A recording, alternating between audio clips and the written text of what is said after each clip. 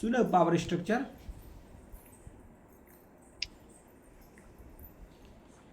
इधर light on करो। कौन सा कंट्री कितना पावरफुल है, यही ना? नहीं, पहले समझो दुनिया जो है एक तरह से समझो। क्या बेटा? पापा टी वेव एबनॉर्मल का मतलब क्या हुआ? क्या बेटा? टी वेव एबनॉर्मल का मतलब?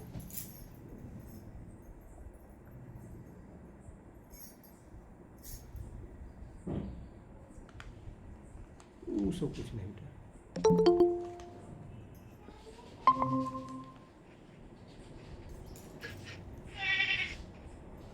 कमाल सा। खुश रहो बेटा, डॉक्टर को पता चलेगा बेटा।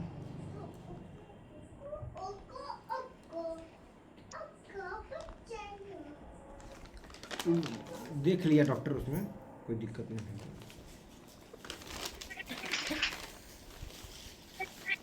रख दो बेटा।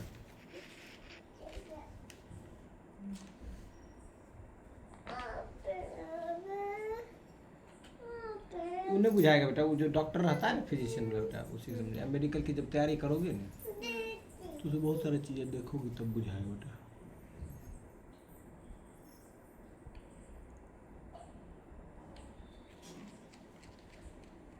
ऑल डेट मशीन दिक्कत है ना कौन उठा के? दर्द तो नहीं कर रहा है ना। कोई दिक्कत नहीं बेटा,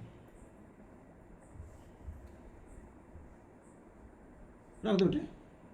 उसे मत पढ़ो ज़्यादा बेटा, ठीक है? डॉक्टर बनोगे तब पढ़ना।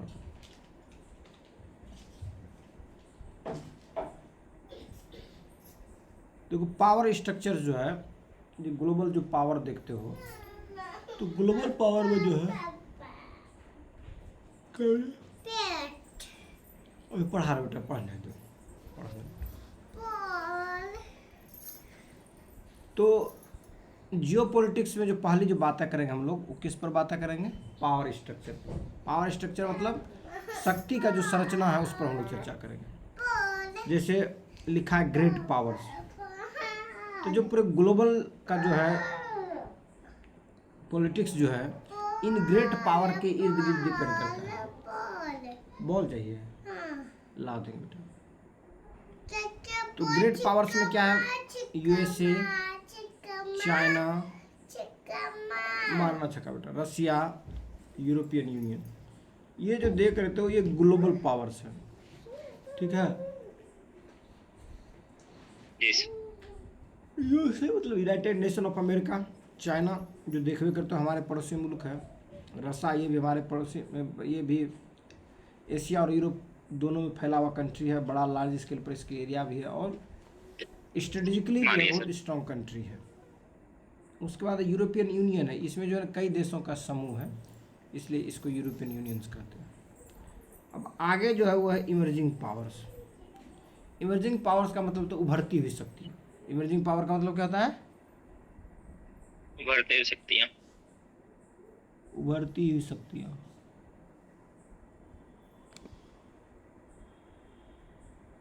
ठीक है? जैसे इंडिया, ब्राज़ील, इंडोनेशिया, टर्की, ये क्या है? उभरती हुई शक्तियाँ हैं, ये इमर्जिंग पावर है। मतलब ये भी पावरफुल है लेकिन ये ग्रेट पावर की तरह नहीं। ग्रेट पावर ऑलरेडी पावर को क्या कर लिया है? अपने पास स्टोर करके रखा है, पावर उसके पास ऑलरेडी एग्जिस्ट कर रहा है। और इमर्जिंग पावर वाला कंट्री जो है ये जो है इस ग्रेट पावर की ओर जा रहा है, लीड कर रहा है।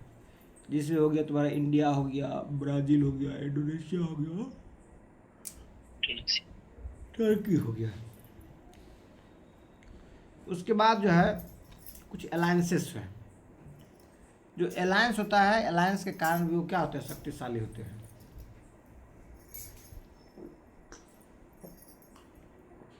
देशों का समूह हो गया।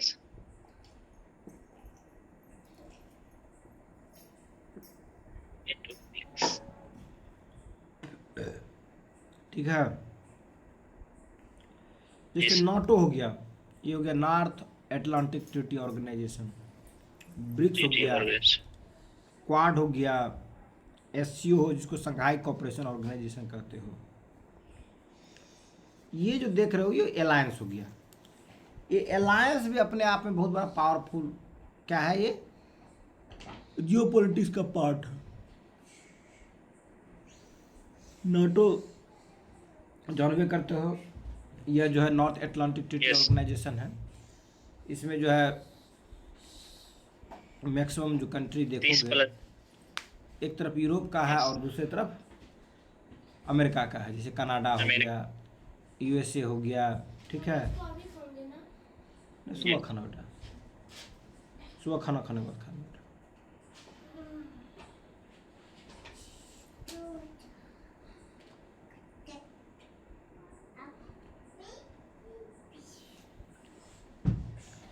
उसके बाद ब्रिक्स हो गया, क्वाड हो गया, एससीओ हो गया, संघाई कॉरपोरेशन ऑर्गेनाइजेशन जो देखते हो।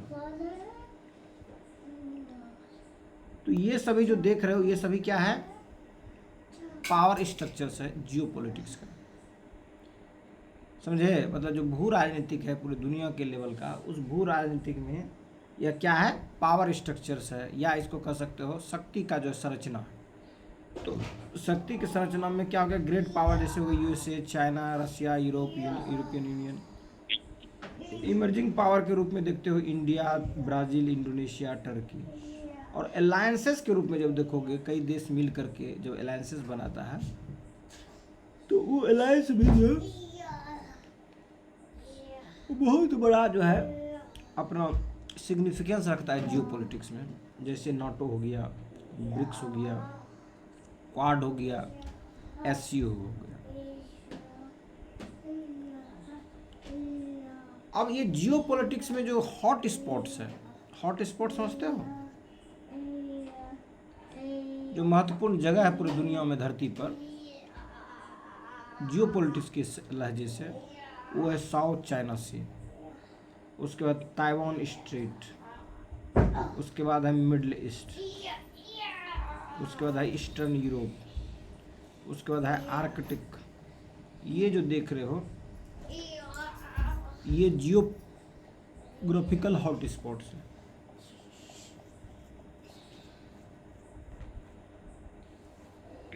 जियोग्राफिकल हॉट स्पॉट, उसमें पहली जो बात है वो है क्या, साउथ चाइना सी का। अब हम लोग चलते हैं साउथ चाइना सी में, ठीक है।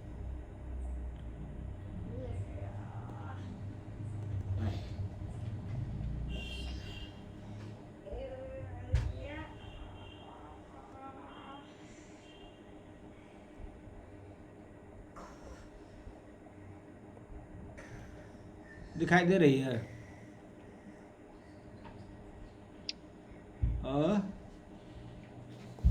जी सर। तो साउथ चाइना सी चलते हैं।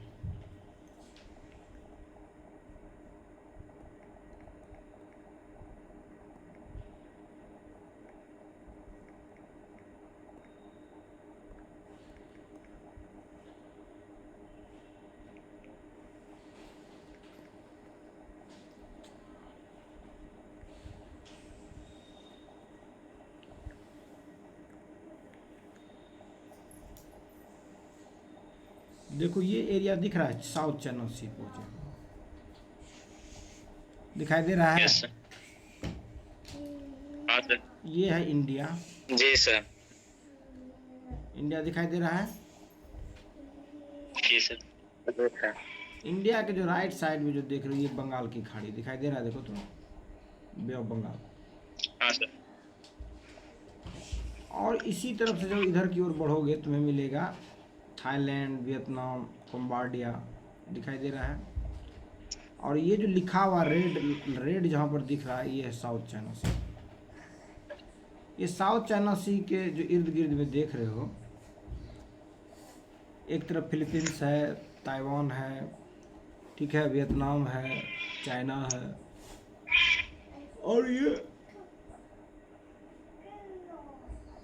जियोपॉलिटिक्स का बहुत महत्वपूर्ण बात है। ताइवान यहाँ दिखाई दे रहा है, देखो तो, जी सर। ये ताइवान दिखाई दे रहा है तुमको।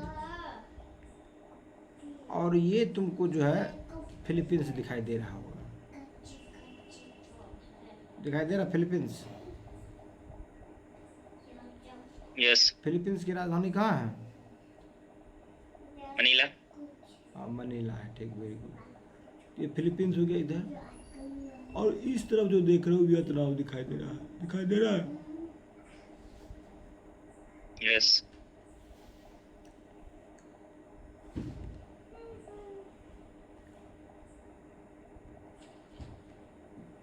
अब ये जो एरिया देख रहे हो, ये जियोपॉलिटिक्स के दृष्टिकोण से बहुत महत्वपूर्ण एरिया है, ठीक है। क्या है ये? जियो पॉलिटिक्स के बहुत महत्वपूर्ण जगह। और इसमें चाहता है कि चीन में अपनी ज़बरदस्त पकड़ बना के रखूँ, लेकिन बगल में मान लो जो फिलिस्तीन है, फिलीपींस है, ताइवान है, ठीक है, वियतनाम है,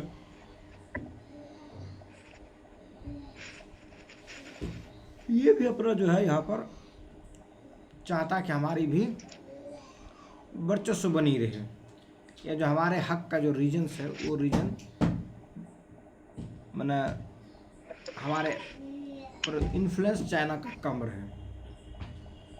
सबको इस तरह के चाहता है यस। कि भाई हमारी जो टेरिटरी है वो सुरक्षित रहे, अगर किसी का ज़्यादा चलती हो गया तो फिर दिक्कत हो जाएगा। ये सभी बातें आ रही है, समझे? यस।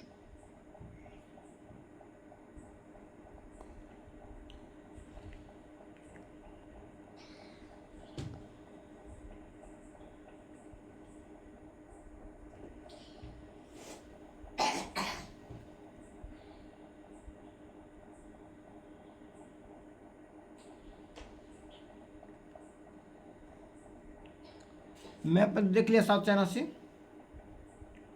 जी सर। पहला जो बात है ये है जियोपॉलिटिकल हॉट स्पॉट में साउथ चाइना सी। एक्चुअली जो है ये बहुत सारे जो उस रीजन्स के जो कंट्री दिखाई दे रहा है तुम्हें, वो कंट्री हो गया तुम्हारा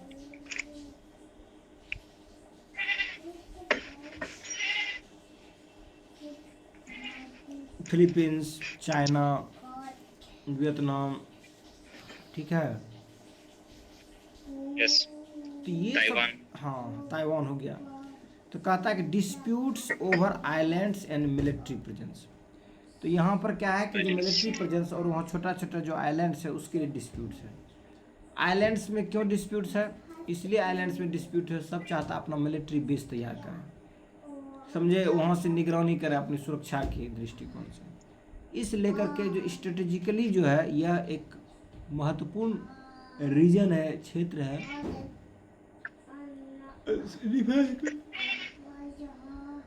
दृष्टिकोण से। तो डिफेंस के दृष्टिकोण से ये बहुत महत्वपूर्ण चीज़ें हैं। इस लेकर के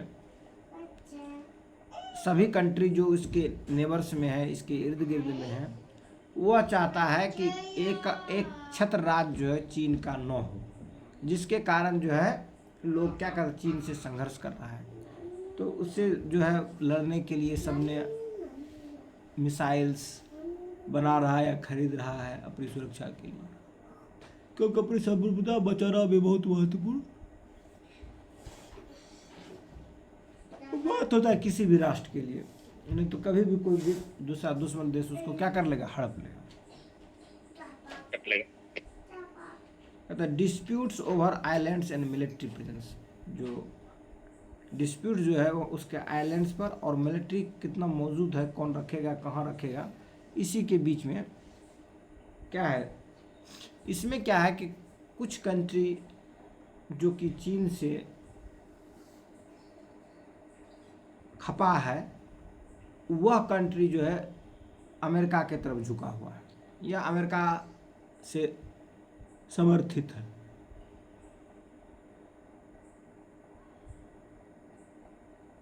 समझे कि नहीं समझे बात को? जी सर। तो ऐसी परिस्थिति में अमेरिका भी चाहता है कि अगर चीन का यहाँ पर एक छत्र राज हो जाएगा तो जो अमेरिकन व्यापार के लिए उधर से जो जहाज आएगी साउथ चाइना सी में जो है उसको फेस करना पड़ेगा। किसको फेस करना पड़ेगा? चीन को फेस करना पड़ेगा। चाइना। इसी लेकर के जो है यहाँ पर जो बातें हो रही है कि भाई एक छत्रराज चीन का न हो, बल्कि और भी जो देश वहाँ पर है तो उनकी भी सामरिक जो शक्ति है वो जो है कुछ हो, उसका बैलेंस हो, उसका भी हक हो। ऐसा नहीं कि चीन ही सब आइलैंड पर कब्जा कर ले, अपना जो है मिलिट्री बेस तैयार करके जो है वहाँ पर जबरदस्त पकड़ बना ले। समझ में आया? बात आया कि नहीं आया समझ में? जी सर। विक्रम, विक्रम ये नहीं, नूनू ही पढ़ रही है लगता है।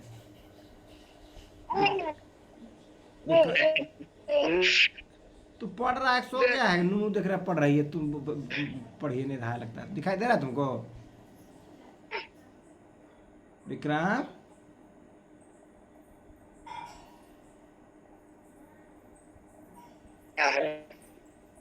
चलो ठीक नेटवर्क है। प्रॉब्लम है। तो disputes over islands and military presence, यहाँ पर जो है मिलिट्री प्रेजेंट और आइलैंड्स के बीच में डिस्प्यूट्स है, ठीक है। उसके बाद जो है ये है ताइवान स्टेट। ताइवान स्टेट में जो है ये जो चीन और ताइवान के बीच में क्या है, टेंशंस है, जिसमें कि यूएस का क्या है, इन्वॉल्वमेंट है, ठीक है। किसका इन्वॉल्वमेंट है? यूएस का। अब हम लोग ताइवान भी देख रहे थे, उसी के आसपास ताइवान भी है।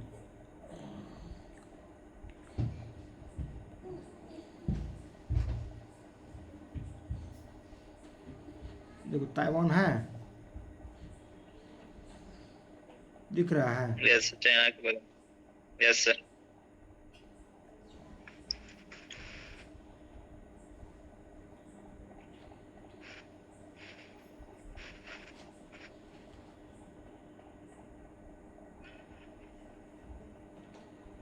पर में सर। ये ताइवान है, समझे?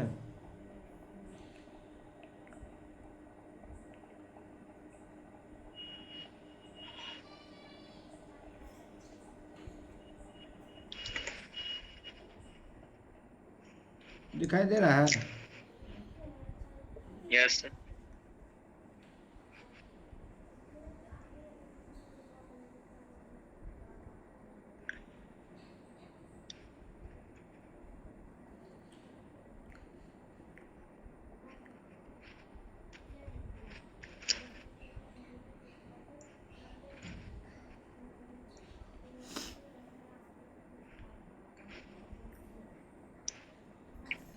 अब देखो यहाँ पर क्या है कि ये जो बड़का जो जमीन देख रहे हो किसका है? चीन का है, समझे? किसका है? चाइना।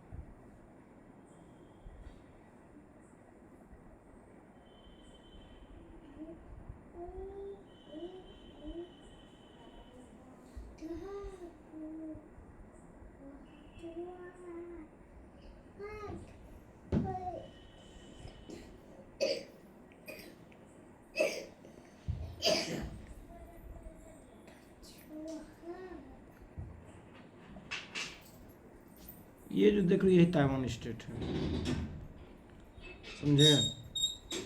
स्टेट किसको कहते हैं? दो लैंड मास के बीच में जो पानी का जो नेरो होता है उसी को हम लोग क्या कहते हैं? स्टेट कहते हैं। क्या कहते हैं उसको? स्टेट। हाँ, स्टेट। हाँ। दो लैंड बॉडी के बीच में पानी का जो लैंड बॉडी गुजरेगा सेपरेट करेगा उसको कहेंगे हम लोग वाटर स्टेट कहते हैं। ये ताइवान स्टेट है। और इसी ताइवान स्टेट में जो है चीन और इसके बीच में, ताइवान के बीच में क्या है, कन्फ्लिक्ट है। और इसमें जो है ना दोनों देखिए, ताइवान के जो फेवर में जो ताइवान है तो कौन है, यूएसए इन्वॉल्व है। हाँ बोलो क्या कर बेटा। बोले सर ताइवान तो चाइना का है ना, जैसे इंडिया भी एक्सेप्ट करके रखा है कि ऑफिशियली कि ताइवान जो चाइना का ही पार्ट है। नहीं उसके अपनी अधीन है। गवर्नमेंट है लेकिन सर वो उसके अंतर्गत ही आता है ना, चाइना के अंतर्गत नहीं।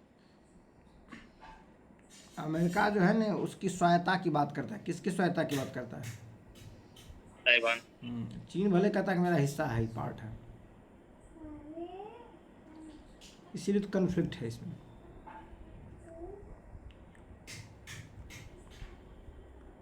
ये ताइवान स्टेट था, ये टेंशन किसके बीच में है, ताइवान चाइना के बीच।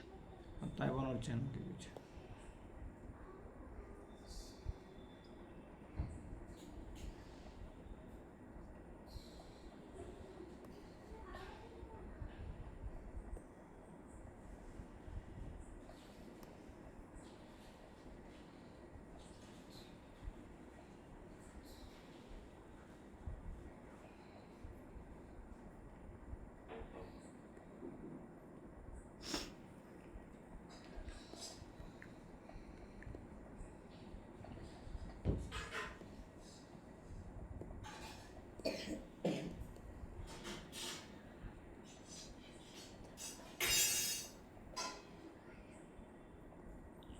तो ज्योग्राफिकल हॉटस्पॉट में क्या देख लिया, साउथ चाइना सी देख लिया, ताइवान Yes, स्टेट देख लिया। ये ताइवान ताइवान और चीन के बीच का संघर्ष है जिसमें कि यूएस इन्वॉल्वमेंट है। किसके फेवर में, ताइवान के फेवर में। उसके बाद मिडल ईस्ट जो अभी देख रहे हो, मिडल ईस्ट में बराबर जो है एक दूसरे कॉन्फ्लिक्ट के होते जो रहता है। कन्फ्लिक्ट के बीच में, दोनों के बीच में कन्फ्लिक्ट है। जैसे इजराइल और पैलेस्टाइन, ईरान और सऊदी अरबिया। जैसे ईरान और सऊदी अरबिया के बीच में भी नहीं पड़ता है, समझे। ईरान जो है Yes. रशिया से समर्थित है और सऊदी अरबिया यूएस।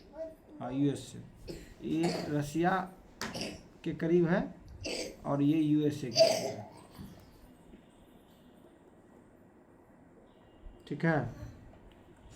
तो कहता है Yes. कन्फ्लिक्ट इजराइल पैलेस्टाइन और ईरान सऊदी अरबिया रिवाइवलरी ईस्टर्न। ये समझ में आया कि जो इजराइल देख रहे हो और जो पैलेस्टाइन देख रहे हो, ये दोनों के बीच में लगातार कंटिन्यूस कन्फ्लिक्ट है।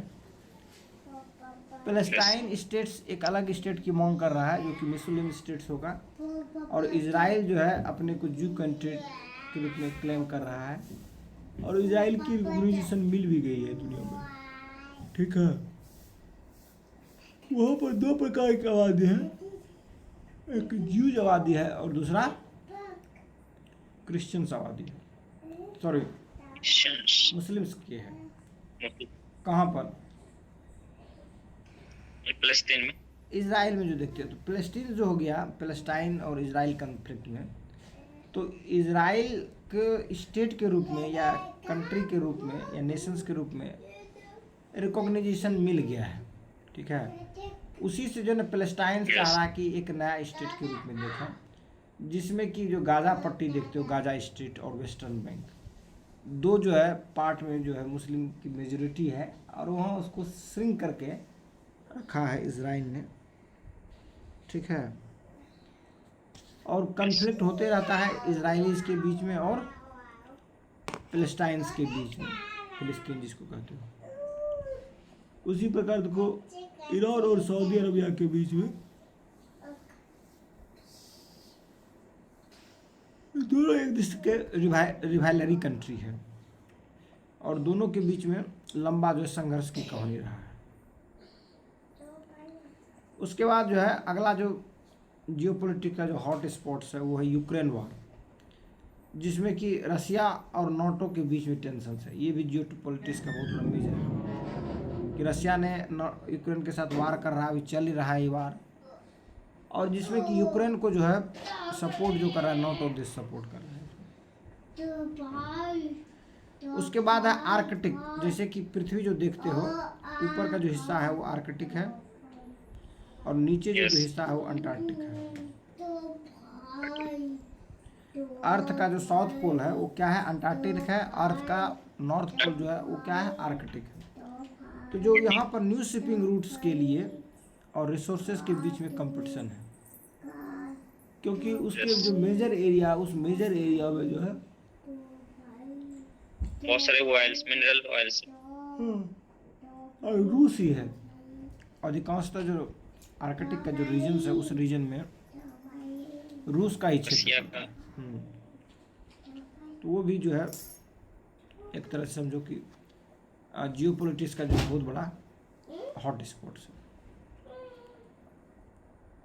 अब जियोपॉलिटिक्स का जो है की कंसेप्ट क्या है, की कंसेप्ट में पहला जो कंसेप्ट है बैलेंस ऑफ पावर, दूसरा जो कंसेप्ट है वो स्फीयर्स ऑफ इन्फ्लुएंस, तीसरा जो उसमें बात है वो है जियो इकोनॉमिक्स, चौथा जो है वो है एनर्जी पॉलिटिक्स। ये चार बातें तुम्हें दिखाई दे रही है किसके अंदर में, की कंसेप्ट में, किसका, जियोपॉलिटिक्स का। पहला क्या था, बैलेंस ऑफ पावर, कहता preventing any one nation for dominating. ये बैलेंस ऑफ पावर जो है कि कोई एक ही नेशन पूरी दुनिया पर डोमिनेट नहीं करे, उसको रोकने के लिए बैलेंस ऑफ पावर वर्क करती है काम। अगला जो है वो है स्फीयर्स ऑफ इन्फ्लुएंस, कि जो इन्फ्लुएंस का दायरा कितना, तो क्षेत्र कितना है, उसके बारे में बातें हो रही है। जैसे एरिया जो है वन पावर डोमिनेट, एक जो डोमिनेंट नेशन है वो कितना, किस क्षेत्र तक अपना पावर प्रभावित करता है, उसके बारे में बातें करता है। जैसे कि रसिया जो है सेंट्रल एशिया में अपना डोमिनेंसी दिखाती है। कहाँ दिखाती है, सेंट्रल एशिया में। उसका पावर ऑफ इन्फ्लुएंस है, स्फीयर ऑफ इन्फ्लुएंस है। अगला जो बात है वो है जियो इकोनॉमिक्स, मतलब भू अर्थव्यवस्था। कहता है यूजिंग इकोनॉमिक मीन्स, जैसे हो गया ट्रेड, हो गया सैंक्शंस। जैसे कोई देश एक दूसरे से जो व्यापार करता है तो व्यापार का सैंक्शन भी लगाता है, तो जो ट्रेड सैंक्शंस है वो भी जियोपॉलिटिक्स का जो बहुत बड़ा क्या होता है, पार्ट है। उसके बाद है अगला जो चीज़ है वो एनर्जी पॉलिटिक्स। कहता है कंट्रोल ओवर ऑयल, गैस। जो एनर्जी पॉलिटिक्स है ये भी बहुत बड़ा इम्पोर्टेंट भूमिका है इसमें। जैसे ऑयल हो गया, नेचुरल गैस हो गया, इस पर भी नियंत्रण चाहता है। तो देखोगे अमेरिका जो है या रसिया जो है, इस एरिया के जो रीजन्स के कंट्री एक दूसरे को सपोर्ट करता है और यहाँ तक कि अपना मिलिट्री बेस भी तैयार करके रखा है। जैसे बताए थे कि मिलिट्री बेस में जो ईरान है और जो सऊदी अरबिया का जो कन्फ्लिक्ट देख रहे हो, तो उसमें सऊदी अरबिया जो है वहाँ पर यूएसए का जो है मिलिट्री बेस भी बना कर रखा है। तो मिडिल ईस्ट में जैसे इजराइल पैलेस्टाइन का जो संघर्ष देखे तो मिडिल ईस्ट का पार्ट है। अब मेजर ट्रेड्स देखो, मेजर ट्रेंड्स, कई तरह के जो ट्रेंड्स होते हैं। पहला जो ट्रेंड है वो मल्टीपोलरिटी। पहले जो दुनिया थी दो पोल में थे, बाइपोल थे या डायपोल।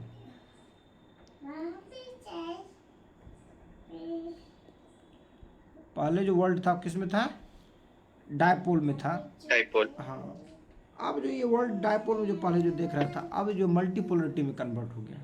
कहता power is now shared among the several big countries, not just USA. बहुत सारे बिग कंट्री है उसके बीच में पावर है, और जब कई सारे पावरफुल कंट्री निकलेंगे तो क्या होगा, मल्टीपोलरिटी हो गया पावर का। तो पहले बाइपोलर था रूस और यूएसए के बीच में, फिर रसाक भी खत्म हो गया था तो केवल एक ही पोल बचा था, यूएसए बचा था। लेकिन अब जो वो ट्रेंड बदल रहा है, अब मल्टीपोलरिटी में पूरी जियोपॉलिटिक्स जा रही है। अगली जो चीज़ें है वो है नेशनलिज्म का, जिसको राष्ट्रवाद कहते हो। ग्रोइंग स्ट्रॉन्गर, ये जो राष्ट्रवाद है ये क्या हो रहा है, और मजबूत होते जा रहा है। ठीक है, एग्जाम्पल के लिए Brexit, India first, America first, ये नारा है। जैसे उस देश के रहने वाले व्यक्ति जो है इस तरह के नारा देते हैं कि भाई इंडिया फर्स्ट। जैसे इंडिया वाले लोग क्या कहता है कि मेरा धर्म जो है हिंदू है, मुस्लिम है, सिख है, ईसाई है कुछ भी, लेकिन इस धर्म से भी बढ़कर क्या बात है कि पहले भाई क्या हो, भारतीय हो। भारतीय हूँ, इंडियन हूँ, इसलिए इंडिया फर्स्ट हुआ।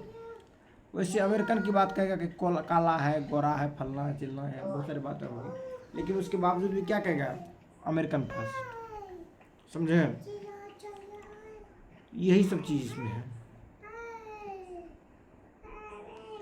अब क्लाइमेट चेंज, जियोपॉलिटिक्स, ये जो आर्कटिक जो है मेल्ट जो कर रहा है बर्फ, आर्कटिक सागर का, वाटर वार्स जैसे नाइल हो गया, इंडस रिवर हो गया, ये सभी जो है महत्वपूर्ण बातें आती है।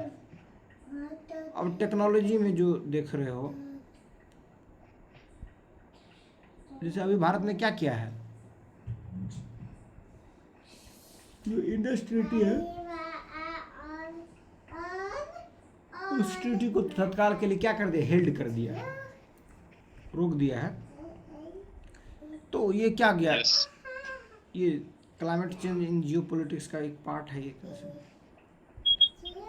उसी पर टेक्नोपॉलिटिक्स की बात जब होगा, 5G हो गया, आर्टिफिशियल इंटेलिजेंस हो गया, साइबर सिक्योरिटी हो गया, तो इसमें जो यूएस और चाइना एक दूसरे की क्या है, रिवाइलरी है। अब इंस्टीट्यूशंस और एग्रीमेंट की जब बातें करते हैं, तो वर्ल्ड लेवल पर जो इंस्टीट्यूशन है, जैसे यूनाइटेड नेशन, जैसे यूएन में पढ़ो हुआ, उसी प्रकार वर्ल्ड ट्रेड ऑर्गेनाइजेशन पढ़े, WTO, पेरिस एग्रीमेंट हो गया, रीजनल डील्स हो गया, ये सभी भी तुम्हें देखने को मिलता है। तो यूनाइटेड नेशन जो है पूरी दुनिया के लिए एक क्या है, एक ऑर्गेनाइजेशन है जिसका मोटो है पूरी दुनिया में शांति स्थापित करना, लोग आपस में लड़े भिड़े रहे, मारे कर रहे हैं, उसी के लिए ये peace keeping and the international law, ये पीस कीपिंग और इंटरनेशनल लॉ के लिए। WTO वर्ल्ड ट्रेड ऑर्गेनाइजेशन दुनिया में जो ट्रेड डिस्प्यूट्स है वो डिस्प्यूट्स नहीं हो उसके लिए बनी हुई है ये। उसके बाद है पेरिस एग्रीमेंट, ये क्लाइमेट रिलेटेड जो जियोपॉलिटिक्स था उसके लिए था, ये क्लाइमेट पेरिस में एग्रीमेंट समझौता हुआ था। और रीजनल डील जैसे यूरोपियन यूनियन हो गया, आसियान हो गया, अफ्रीकन यूनियन हो गया, ये सभी यूनियन है, ये आपस में सहयोग करते हैं एक दूसरे से। समझे? अब जो इम्पोर्टेंट चीज़ें हैं इसका, अब नेक्स्ट वीक में बातें करेंगे, कुछ ऑब्जेक्टिव क्वेश्चन बनवा देंगे, ठीक है? समझे कि नहीं समझे? यस ठीक। जी। रहने दो।